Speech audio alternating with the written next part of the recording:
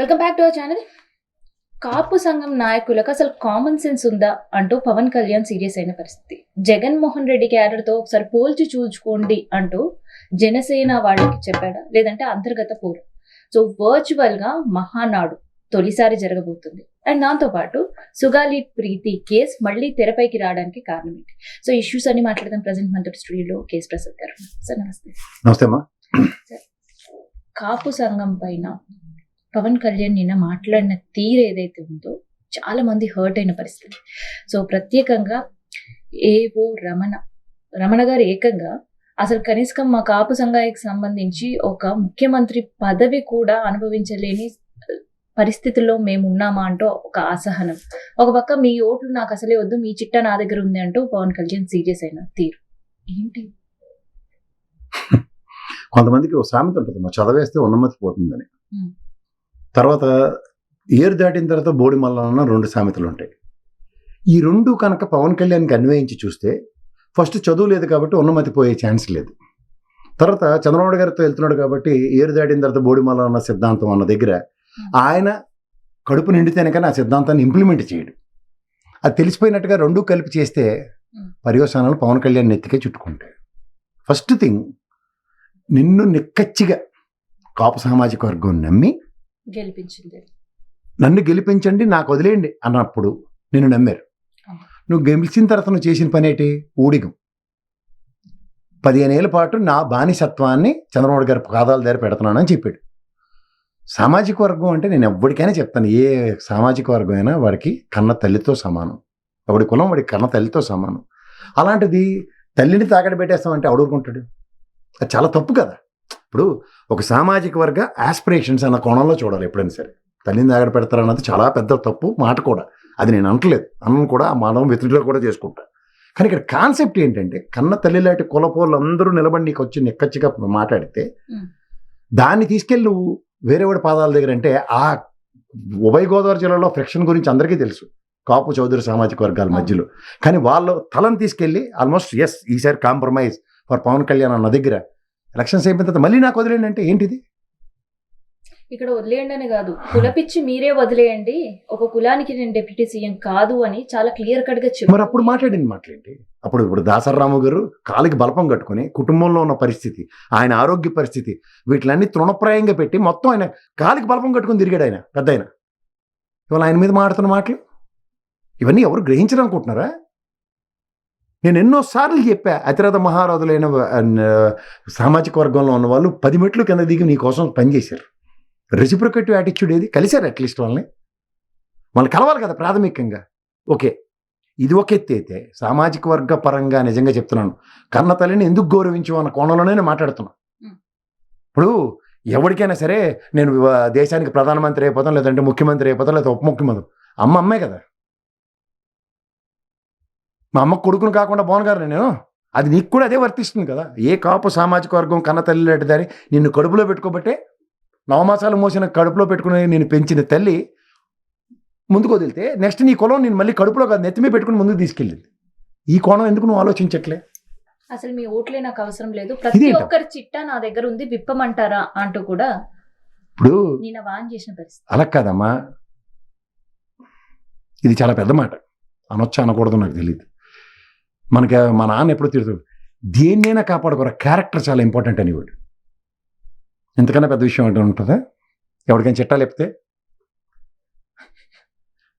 చెప్పు, అవతరాలు ఎప్పకుండా ఉంటారా? దీనికి నేను ఒక విషయం చెప్తా, మనం గులివెందుకించి సామెత ఎప్పుడు మర్చిపోకూడదు. ఎవరి క్యారెక్టర్లు ఎవరి చిట్టా లేపుతావు? క్యారెక్టర్ అసాసినేషన్ అన్నది ఒక పార్టీతో చేదోడు వాదుడుగా ఉండి మొదలెడితే అవతరాలు ఊరుకుంటారా? పూర్వోత్తరాలు చేస్తారు, ఎవరు దిగుండి ఉంటారు. అందుకనే మనం బ్యాలెన్స్ చాలా ఇంపార్టెంట్. మనం ఎక్కడున్నాం, నలుగురు ఉచ్చకాయించి తప్పళ్ళు కొట్టేసి మాట్లాడేసినంత మాత్రాన అక్కడ కాదు కదా మనకు కావాల్సింది. నేను ఎప్పుడు చెప్తా, నీ కులం నీ కన్న తల్లి లాంటిది. ఈ 2 తల్లుల్ని కాపాడుకోవాల్సిన బాధ్యత నీ మీద ఉంది. కడుపును పుట్టిన తల్లిని ఎలా గౌరవిస్తావో కులాన్ని కూడా అలా గౌరవించుకో. కానీ నువ్వు డెకరం మెయింటైన్ చేయి సమాజంలో. ఇవాళ ఉప ముఖ్యమంత్రిగా ఖచ్చితంగా నేను అన్ని కులాలు మతాలకు అతీతంగా నేను ప్రవర్తించవలసిన తీరుంది. కానీ నా సామాజిక వర్గం నాకు నిజంగా ప్రయారిటైజేషన్ ఇచ్చింది కాబట్టి నేను రుణపడి ఉంటా. అవకాశం ఇచ్చారు కాబట్టి అవకాశాన్ని సద్వినియోగపరచుకోనివ్వండి. ఇది కృతజ్ఞత చాటుకోవడం అంటారు. మీ చిట్టాలు ఉన్నాయి, నాకు మీ ఓట్లు అక్కర్లే, ఇవేం మాటలు?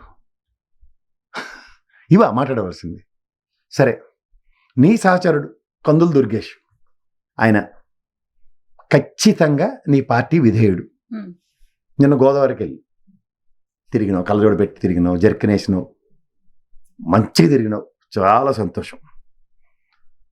పర్యావరణ శాఖ మంత్రిగా మీరు రాజమండ్రి పేపర్ మిల్ వాళ్ళకి నోటీస్ ఇచ్చారా? అమర్రాజా బ్యాటరీస్కి ఇచ్చినట్టు ఫస్ట్ ఈ పొల్యూషన్ని పుష్కరాల సందర్భంగా నెక్స్ట్ ఇయర్ ప్రయారిటీ నోటీస్ నీకు 1 year బిఫోర్ ఇస్తున్నా. ఈ డైవర్షన్ నాకు కావాలా. ఈ పొల్యూషన్ వెళ్ళి గోదావరిలో కలవడానికి కుదరదు. దీని మీద నా యాక్షన్ ఫ్రంట్ ఇది. పాయింట్ 1. పాయింట్ నెంబర్ 2, మొన్న సింహాచలంకి సంబంధించిన అంశంలో గౌరవ ముఖ్యమంత్రి గారు హోంమంత్రి గారికి ఒక ఇన్ఛార్జ్ మంత్రి కింద ఇచ్చారు, అవునా కదా? ఒక మంత్రి గణంకి షీఈ్ హెడ్డింగ్ ఇట్. దేవాదాయ శాఖ మంత్రి ఉన్నారు. గతంలో పుష్కరాల సంబంధంగా మాణిక్యాలరావు గారి ఆధ్వర్యంలో పుష్కరాలు జరిగాయి. ఎవరు? ఆయన బీజేపీ దివంగత నేత. ఇక్కడ దేవాదాయ శాఖ మంత్రి నీ పక్కన నాదెండ్ల మనోహర్ గారు మాకు తెలిసి civil supplies minister. What way Godavari పుష్కరాలకి ఈజ్ కనెక్టెడ్. ఈయన పర్యాటక శాఖ మంత్రి. పర్యాటక శాఖ మంత్రికి గోదావరిలో ఉన్న నీళ్లు, పోనీ నీటిపారుదల శాఖ మంత్రి నీతో ఉన్నాడా? దాని మీద ఒక కార్యాచరణకి, లేదంటే గౌరవ చంద్రబాబు నాయుడు గారు ఒక మినిస్టర్ డెలిగేషన్ ఆఫ్ మినిస్టర్స్కి పవన్ కళ్యాణ్ గారు హెడ్ చేస్తారు పుష్కరాలకని ఎక్కడెక్కడ పబ్లిక్ డొమైన్లో మా పార్సారథి గారితో ఏమైనా చెప్పించారా? మన క్యాబినెట్ మీటింగ్ సారాంశం. ఒక క్యాబినెట్ హోదా కలిగిన ఒక సహచరుణ్ణి గతంలో అనితమ్మని అన్నావు, తర్వాత చంద్రబాబు గారు మాట్లాడిన దాంతో గమ్మునైనావు. నీ పార్టీకి సంబంధించిన వ్యక్తి అయినంత మాత్రాన ఆన్ వాట్ కెపాసిటీ అందరి సమక్షంలో పర్యాటక మంత్రి క్యాబినెట్ హోదా కలిగిన కందుల దుర్గేష్ గారిని మాడావు. ప్రాబ్లం చెప్పనా? గత పుష్కరాలకి బోయపాటి చేసిన ఓవర్ యాక్షన్కి మనుషులు 19 మంది చనిపోయారు. నువ్వు ఇదే బోయపాటి గారి పని తెలిసిన తర్వాత కందుల దుర్గేష్ గారికి నువ్వేం చేయాలా? జనసేన పార్టీ ఆఫీసులో కూర్చోపెట్టి, మనం క్యాబినెట్లో 3 ఉన్నాం కాబట్టి, నువ్వు పర్యాటక శాఖ మంత్రి అండ్ సినిమా ఫోటోగ్రఫీ మినిస్టర్ కాబట్టి ఈసారి బోయపాటి ఓవర్ యాక్షన్లు కుదరవు అని చెప్పు. ఇది పార్టీ, మన పార్టీ వాయిస్. నువ్వు క్యాబినెట్ హోదా నాతో పాటు ఉన్నావు కాబట్టి నేను అక్కడ సపోర్ట్ చేస్తాను అని ఇంటర్నల్గా స్ట్రాటజీ ప్లే చేయాలి. అందరి మందులు ఈ నీళ్ళేటి ఇలా కలుస్తున్నాయి, కలుస్తున్న నీళ్లు, ఆ కెమికల్ నీళ్ళు ఎక్కడి నుంచి వస్తున్నాయి? రాజమండ్రి పేపర్ మిల్స్ వస్తున్నాయి. కెమికల్ నీళ్ళు రావడానికి కారణం వాడు పర్యాటక శాఖ మంత్రి కాదు, పర్యావరణ శాఖ మంత్రి. అది ఎవడు? అది మీరే. ఇదంతా ఒక ఎత్తి అయితే దేవాదాయ శాఖ మంత్రి అసలు నీకు సంవత్సరంలో ఇప్పుడు ఇంకా వర్షాకాలం స్టార్ట్ కాలే, ఎర్రనీళ్ళు వస్తాయి గోదావరికి. మీకు బాగా ఇష్టపడి తినే పులస చేప కూడా ఎదురెత్తి వస్తుంది ఎర్రనీళ్ళు వచ్చినప్పుడే, ఇది మాకు తెలుసు. నెక్స్ట్ ఇంకో వర్షాకాలానికి అప్పుడు పుష్కరాలు స్టార్ట్ అవుతుంది. జూలై ఎండింగే కదా పుష్కరాలు. ఏమ్మా మాన్సూన్ ఎప్పుడు బ్రేక్ అవుద్ది మనకి? రోహిణి కత్తిర్లు ఇప్పుడు ఇంకో 4 వారం అయితే నిన్న వర్షం చూసావు కదా. దీనికి బేసిక్ చదువు ముఖ్యం. వరకు కూడా విపరీతమైన ఎండలు ఉంటాయి. తర్వాత మాన్సూన్ బ్రేక్ అవుతుంది, అది జూన్లో జరుగుతుంది. జూలైలో ఎర్రనీళ్ళు కనబడతాయి. ఏటి క్లీన్ చేసేస్తావు? గత అనుభవాల నుంచి గుణపాఠాలు, కర్రలు, కంపలు, పుష్కర్ ఘాట్లు కట్టాలి. పుష్కర్ ఘాట్లు అంటే ఎవరు కావాలి నీకు? ఎవరు కావాలి? నాకు తెలిసి R&B మినిస్టర్ ఒకడు, దానికి సంబంధించిన రోడ్లు అన్ని పర్యవేక్షించడానికి. దానికి సంబంధించిన ఇంకోడు సివిల్ సప్లైస్ మినిస్టర్ కాదు, నారాయణ మళ్ళీ తీసుకెళ్ళాలి అక్కడికి. సీపురు శాట ఇచ్చి బాబు ఎలా తొడాలో, ఏటి చేయాలో, రోడ్ బ్లీచింగ్లు ఎలా వేయాలో, ఇవి ఏటి లేకుండా మీ ముగ్గురు మీరు ఇక్కడ తెలుగుదేశంలో బానిసత్వానికి అలవాటు పడిపోయినట్టు యువర్ యాంటిసిపేటింగ్ యాజ్ ఇఫ్ అన్నట్టు కుదరదు కదా. వాళ్ళు లేచిపోయి అక్కడ కందుల దుర్గేష్ గారికి అవమానం చేస్తే, రాజకీయంలో ఆయన కాంగ్రెస్ కాడి నుంచి మాకు తెలిసి ఆయన చాలా సౌమ్యుడు. ఆయన అనుగో దొరికాడు కదా అని మాట్లాడేస్తావా? అసలు మీ హోదా ఏంటి? ఒక క్యాబినెట్ సహచరుడిని ఇంకో క్యాబినెట్ సహచరుడు అవమానించొచ్చా? ఇదేనన్నారు ఏంటిది? ఎవడైతే నాకేటరా సినిమాలో రాజశేఖర్ రోల్ అనుకుంటున్నారు, హోమ్ మినిస్టర్ ఇస్తే చూడండి అన్ని దొంట్లో దూరిపోతుంటాడు. సినిమాలు చూసారా మీరు? అలా దూరిపోయి అందరిని గదమాయం చేస్తుంటే లాస్ట్కి చీఫ్ మినిస్టర్ పిల్లకి ఏం దేరు ఉంటుంది, నా ఒక్క ఓటుతో పోతావా అంటే అది చీఫ్ మినిస్టర్ జడిసి కూర్చుంటాడు. అలా నాకు తెలిసి చంద్రబాబు మీకు జడవడు. నేను డంకా పలాస్కి చెప్తాను. దానికి నా దగ్గర ఇంకో ప్రూఫ్ చూపించిన నీకు నేను మంత్రులతో నిన్న సమీక్ష కూడా కాదు, విజిట్. సరే అమ్మా, నీకు ఇంకొకటి చూపిస్తా.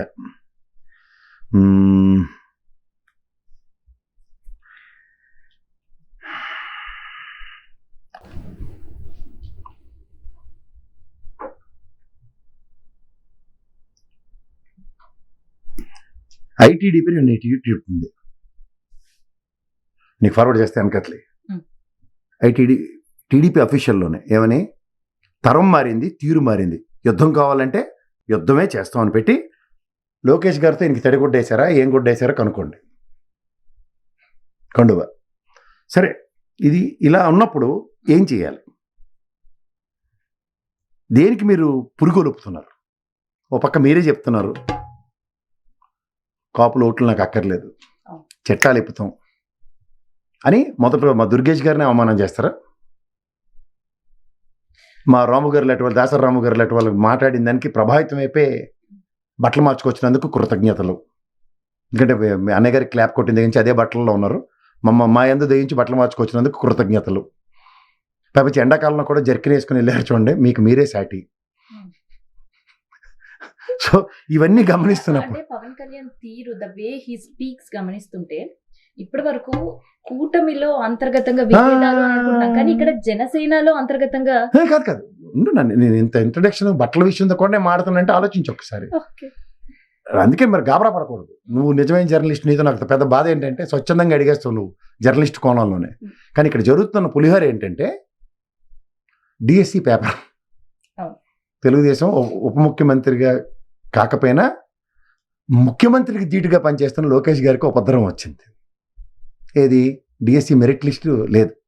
పైపచ్చి కోర్టు అఫిడవిట్లో ఎవడైతే ఫస్ట్ ర్యాంక్ వచ్చినాడు 30 సార్లు మాకు ప్రభుత్వం నుంచి ఫోన్ వచ్చింది, కానీ నేను మా నాన్నగారు ఆరోగ్యం బాగోలేకపోవడం వల్ల రాలేకపోతున్నాను, మళ్ళీ ఏమైనా అవకాశం ఇస్తారా అని కోర్టులో ఆయన వేసుకున్నారు.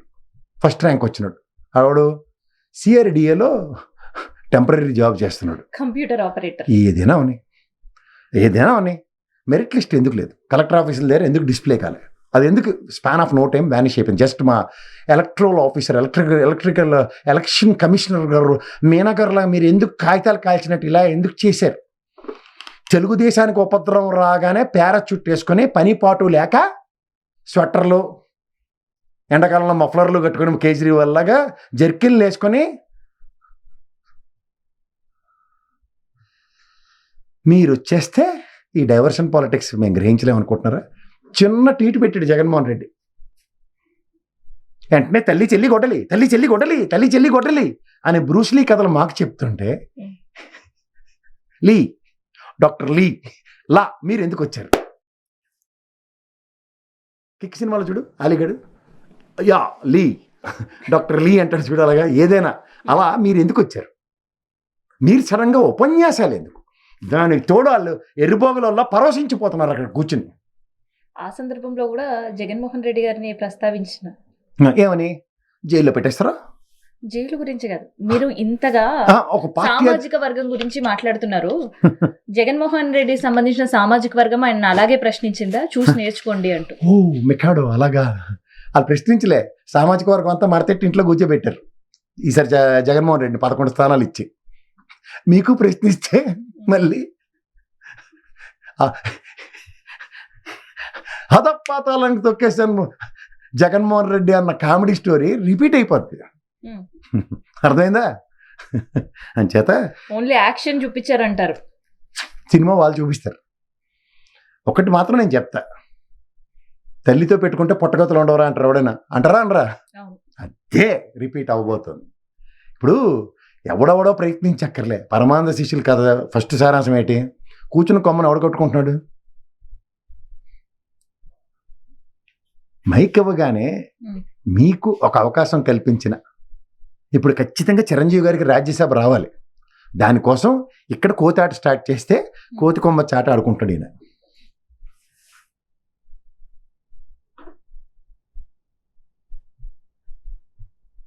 చాలా పెద్ద స్ట్రాటజీ అనుకుంటున్నారు మీరు. పిల్లి కళ్ళు మూసుకొని పాలు తాగినట్టు బ్రూస్లీ కథలు, ఆ లీ కథలు చెప్తున్నారు కదా, చెల్లి తల్లి గొడ్డలి, ఈ బ్రూస్లీ కథలు కాసేపు ఆపండి. అప్పుడు మాకు ఆలీ గారు నటించిన డాక్టర్ లీ కనబడతాడు, మాకు నిజమైన బ్రూస్లీ కనబడట్లేదు దీంట్లో. ఎన్ని విమర్శలు చేసినా ఒకే ఒక ప్రెస్ మీట్ తో మొన్న సమాధానం చెప్పారు ఎవరు? జగన్మోహన్ రెడ్డి గారు. సో ఇవాళ మళ్ళీ పార్టీ ఎమ్మెల్యేలు, ఎమ్మెల్సీలు, ఎంపీలతో ఒక సమావేశం. అధికార ప్రతినిధులు వాళ్ళ పార్టీ వాయిస్ ఇచ్చేవాళ్ళు దాంట్లో ఎందుకు లేరు? ఇప్పుడు ఆ పార్టీ సమావేశంలో అక్కడ ఏం జరిగిందో బయటకు వచ్చి, ఇప్పుడు మన కేబినెట్ సమావేశం జరిగింది అనుకో, పార్సాద్ గారు వచ్చి 4 మాటలు చెప్తారు మనకి. అలా జరిగిన దాంట్లో బయటకు వచ్చి మాట్లాడేది ఎవరు? ఇప్పుడు నేనే ఓ డిబేట్లో ఉన్న అడుగుతా, కమిటీ లేవురా అని వైఎస్ఆర్సీపీ వాళ్ళని. ఇది కూడా సార్ ఈ విధంగా కమిటీలు వేసాం, వాళ్ళు వాయిస్ ఇచ్చింది అధికార ప్రతినిధులే కదా, వాళ్ళే లేని ఆ సమావేశం ఆర్గనైజ్డ్ డిజార్గనైజ్డ్. ఇన్ఛార్జీలు ఓడిపోయిన ఎమ్మెల్యేలు, గెలిచిన ఎమ్మెల్యేలు, ఓడిపోయిన ఎంపీలు, గెలిచిన ఎంపీలు. దిశ దశ అన్నప్పుడు అన్ని కార్యరంగంలో, కథన రంగంలో జరగబోతున్న దగ్గర వాళ్ళ వెనకాతలు ఉన్న కార్యకర్తలు, వాళ్ళని మీరు కలిసారా? ఫస్ట్ మొదటి నుంచి ఒకటే. ఇది నేను మళ్ళీ చెప్తున్నాను, తాడేపల్లి భవనంలో జరిగే ఏ మీటింగ్ అయినా డెస్టినేషన్ వెడ్డింగ్తో సమానం. మా చుట్టపోళ్ళు అందరూ రారు దానికి, ఇంపార్టెంట్ గెస్ట్సే వస్తారు. ఇంపార్టెంట్ గెస్ట్తో నేను జస్టిఫై అవుతాననే నాకు తృప్తి లేక ఊరొచ్చి చచ్చినట్టు రిసెప్షన్ పెడతాను. అప్పుడు నా అన్న వాళ్ళు నా చుట్టూ కనబడితే తృప్తి కోసం. అది మగపిల్లవారు చేస్తారు, ఆడపిల్లలు చేస్తారు. ఇక్కడ మగపిల్లవారైనా ఆడపిల్లలైనా కార్యకర్తలే. వాళ్ళు లేకపోతే జరిగిన అవమానం 11 స్థానాలు. అది మళ్ళీ రిపీట్ చేస్తే మళ్ళీ నేను డెస్టినేషన్ వెడ్డింగ్ తాడేపల్లిలో లిమిటెడ్ ఎడిషన్ అంటే కుదరదు. లిమిటెడ్ వాయిస్ అని చెప్పి లోపటే అందరికీ తెలిసిపోయింది అనుకుంటే కుదరదు. లిమిటెడ్ ఎడిషన్, లిమిటెడ్ వాయిస్ని బయటకు తీసుకొచ్చే అధికార ప్రతినిధులు అక్కడ ఉంటే మాకు ఇచ్చిన డైరెక్షన్ ఇది అని అథెంటికేటివ్గా బయటకు వచ్చి చెప్పగలుగుతారు. కూర్చున్న విని ప్రభావితం అయ్యే వ్యక్తికి అది అలా అయిందట అని టూకికే, ఇప్పుడు సినిమా చూసి వచ్చి మీ అబ్బాయి అడుగుతాడు నేను స్టోరీ, ఏంటి మమ్మీ ఆ స్టోరీ అంటే 3 లైన్లో చెప్తావు, ప్రెస్సే రేటింగ్ చెప్పినట్టు. అదే 3 గంటల సినిమా నీతో పాడంటే అక్కడ పాప్కార్న్ తింటే ఎంజాయ్ చేస్తాడు మీ బుజ్జిగాడు. అదే కదా, ఈ ఎంజాయ్మెంట్ కావాలా నీకు? లేకపోతే 3 నిమిషాలు 3 సెంటెన్సులు చెప్పాను రాత్రి జోలపాటి పడుకోబెట్టడం ఇంపార్టెంట్? ప్రతిసారి ఏదో జరుగుతుంది, ప్రతిసారి ఇదే. ఏం జరుగుతుందో మాత్రం బయట మనం కథ స్క్రీన్ ప్లే దర్శకత్వం ఎస్వి కృష్ణారెడ్డిలో ఊహించుకొని కథ వేసుకోవడమే. ఇది అన్నాళ్ళు. వర్చువల్గా తెలుగుదేశం పార్టీకి సంబంధించిన మహానాడు, మోడీ డైరెక్షన్స్ ఇక్కడ తూచా తప్పకుండా పాటిస్తున్నారు అని చెప్పడానికి ఇది ఒక లైవ్ ఎగ్జాంపుల్ అని చెప్పొచ్చా? ఖర్చు తగ్గించారా నిజంగా? భోజనాలకు వచ్చి మిగిలిన ఎప్పుడు లేదు, మంచి భోజనాలు పెడతారు, ఆ భోజనాలు మిస్ అయ్యి. కార్యకర్తలకు పండగ అది మహానాడు అంటే. కార్యకర్తల పండగని నోటికాడ కూడి లేగని నరేంద్ర మోడీ అనాలి. నేనైతే అదే అంట. నిజంగా చెప్తున్నాను, మహానాడికి చాలా గొప్ప ఉన్నత్యం ఉంది. వాళ్ళ కార్యకర్తల్ని కడుపులో పెట్టుకుంటారు వాళ్ళు. అది ఏ పార్టీ అయినా సరే మహానాడిని ఆదర్శంగా తీసుకోవాల్సింది. కార్యకర్తలు ప్రత్యక్ష దేవుళ్ళు అన్న రామారావు గారి నినాదానికి ప్రభావితమై ఈ రోజు దాకా జరిగిన ఏ మహానాడైనా సరే వాళ్ళ 40 సంవత్సరాల లెగసీలో అది ఒక చరిత్రే. అందులో వాళ్ళు రీఛార్జ్ అవుతారు. The way they recharge, party కార్యకర్తలు కానీ నాయకులు కానీ, అది ఏ పార్టీ అయినా అది చూసి నేర్చుకోవాల్సింది. అది ఇప్పుడు ఈ వర్చువల్ మీటింగ్ ఇది ఫస్ట్ టైం పాపం తెలుగుదేశానికి కూడా పాపం అన్ఫార్చునేట్లీ ఒక డెస్టినేషన్ వెడ్డింగ్. ఇది డెస్టినేషన్ వెడ్డింగ్సే వద్దని చెప్పారు కదా మోడీ. సో ఆ వర్డ్ తో మనం డెస్టినేషన్ వెడ్డింగ్ వద్దని చెప్పినందుకు అటు జగన్మోహన్ రెడ్డి ఇటు చంద్రమోహన్ రెడ్డి ఇద్దరు పార్టీ కార్యకర్తలు కడుపు కొట్టి డెస్టినేషన్ వెడ్డింగే చేస్తున్నారు. అది గమనించుకో. అయితే డెస్టినేషన్ వెడ్డింగ్ అని మీరు అంటున్నారు, కానీ వర్చువల్ మీటింగ్ ఇంపాక్ట్ కార్యకర్తల రీఛార్జ్ పైన పడే అవకాశం ఉంటుందా? అంటే నేను అంటుంది అదేనా, ఇప్పుడు నువ్వు సినిమా హీరో మీ ఊరు వచ్చాడనుకో, పగిడిపెట్టెలు చూసి దానికి సినిమా చూసి అబ్బా మొన్న మా ఊరు వచ్చాడు రా, నేను ఆయన చూడలేకపోయాను అన్న బాధకి తేడా ఉందా లేదా? కార్యకర్తలు ఈ మహానాడు అన్న సందర్భంగా ప్రత్యక్షంగా వాళ్ళ నాయకుల్ని వాళ్ళ గణాన్ని అలా ప్రత్యేకంగా చూసుకోగలుగుతారు.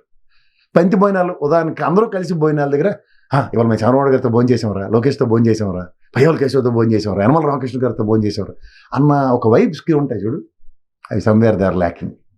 అది మిస్ అవుతారు. ఇప్పుడు వర్చువల్గా చూస్తూ ఆవిడ నేను వంకాయ కూర లేకపోతే పప్పు అన్నం కలుపుకొని, కొంతమంది అదృష్టవంతులు చికెన్ ముక్క తిని ఇదే మహానాళ్ళు అయితే ఎలాంటి పూతరేకులు ఎలాంటి స్వీట్లు అని బాధపడుతూ చూస్తారు. దానికి తేడా ఉందా లేదా? కడుపు కొట్టిన మోడీకి బలైన వైఎస్ఆర్సీపీ తెలుగుదేశం, అంతకన్నా ఇంకెట్లేదు.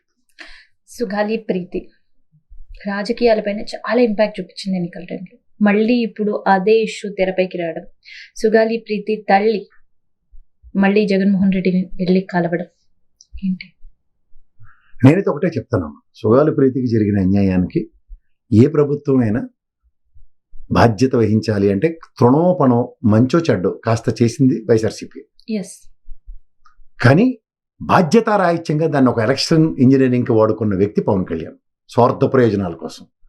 అది అయిపోయిన తర్వాత సుగాలి ప్రీతి ఫ్యామిలీ పట్ల వాళ్ళు ప్రదర్శించిన తీరు, వాళ్ళు ప్రవర్తన ఖచ్చితంగా ఖండించవలసిన విషయం. ఇప్పుడు ఎవరికైనా ఒక కష్టం వచ్చినప్పుడు ఉపశమనం కోసం ఎవరి దగ్గరికైనా సాంతన పరుస్తారని వెళ్తారు. ఆ సాంతన ఆవిడకి జగన్మోహన్ రెడ్డి దగ్గర దొరికిందేమో అన్న నెపంతో వెళ్ళొచ్చు. ఎందుకంటే ఆవిడకి కావాల్సినవి ఆ జగన్మోహన్ రెడ్డి గారు గవర్నమెంట్లోనే ఇచ్చేశారు.